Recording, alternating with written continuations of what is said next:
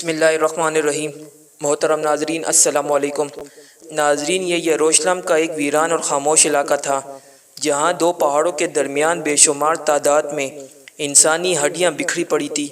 وہیں کسی ایک بلند پہاڑ کی چوٹی پر ایک بزرگ آدمی کھڑے تھے اور آسمان کی طرف ہاتھوں کو بلند کیے اللہ رب العزت کے حضور دعا میں مصروف تھے، اور وہاں موجود ہر مخلوق اس منظر کو حیرت سے دیکھ رہے تھے کہ اچانک ہواؤں میں خنکی بڑھنے لگی اور وہاں موجود بوسیدہ ہڈیوں میں حرکت پیدا ہونا شروع ہوئی، اور دیکھتے ہی دیکھتے ان بوسیدہ ہڈیوں میں جان آنے لگی اور آپس میں ایک دوسرے کے ساتھ جڑنے لگی۔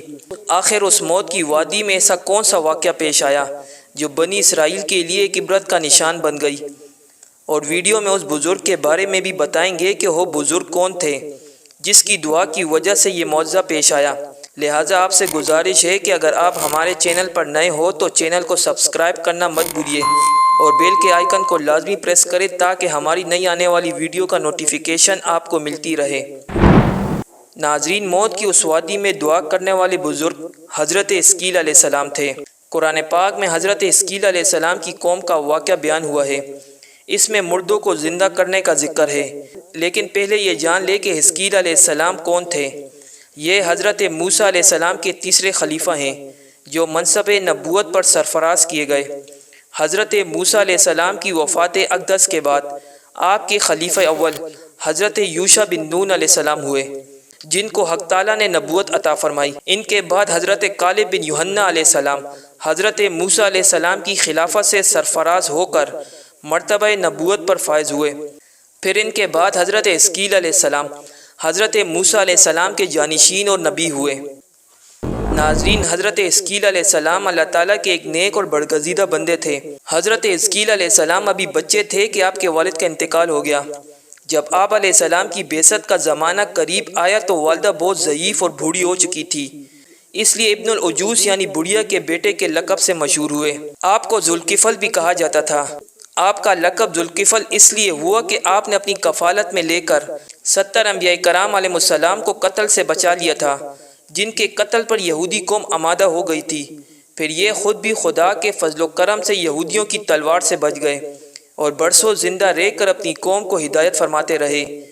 ناظرین، روایات میں آتا ہے کہ بنی اسرائیل کی ایک جماعت جو حضرت اسکیل علیہ السلام کے شہر میں رہتی تھی، شہر میں طاعون کی وبا پھیل جانے سے ان لوگوں پر موت کا خوف سوار ہو گیا، اور یہ لوگ موت کے ڈر سے سب کے سب شہر چھوڑ کر ایک جنگل میں بھاگ گئے اور وہیں رہنے لگے۔ تو حق تعالیٰ کو ان لوگوں کی یہ حرکت بہت زیادہ ناپسند ہوئی، چنانچہ رب تعالیٰ نے ایک عذاب کے فرشتے کو اس جنگل میں بھیج دیا، جس نے ایک پہاڑ کی آڑ میں چھپ کر ایک چیخ مار کر بلند آواز سے یہ کہہ دیا کہ موتو، یعنی تم سب مر جاؤ۔ اور اس مہیب اور بھیانک چیخ کو سن کر بغیر کسی بیماری کے اچانک یہ سب کے سب مر گئے، جن کی تعداد 70,000 تھی۔ ان مردوں کی تعداد اس قدر زیادہ تھی کہ لوگ ان کے کفن و دفن کا کوئی انتظام نہیں کر سکے، اور ان مردوں کی لاشیں کھلے میدان میں بے گور و کفن 8 دن تک پڑی پڑی سڑنے لگی، اور بے انتہا تعفن اور بدبو سے پورے جنگل بلکہ اس کے اطراف میں بدبو پیدا ہو گئی۔ کچھ لوگوں نے ان کی لاشوں پر رحم کھا کر چاروں طرف سے دیوار اٹھا دی تاکہ یہ لاشیں درندوں سے محفوظ رہے۔ کچھ دنوں بعد حضرت اسکیل علیہ السلام کو جنگل میں ان لاشوں کے پاس سے گزر ہوا تو اپنی قوم کے 70,000 انسانوں کو اس موت ناگہانی اور بے کور و کفن لاشوں کو دیکھ کر رنج و غم سے ان کا دل بھر آیا اور آپ دیدہ ہو گئے، اور باری تعالیٰ کے دربار میں دکھ بھرے دل سے گر گرا کر دعا مانگنے لگے کہ خدایا، یہ میری قوم کے افراد تھے جو اپنی نادانی سے یہ غلطی کر بیٹھے کہ موت کے ڈر سے شہر چھوڑ کر جنگل میں آ گئے۔ یہ سب میرے شہر کے باشندے ہیں، ان لوگوں سے مجھے محبت حاصل تھی اور یہ لوگ میرے دکھ سکھ میں شریک رہتے تھے۔ افسوس کہ میری قوم ہلاک ہو گئی اور میں بالکل اکیلا رہ گیا۔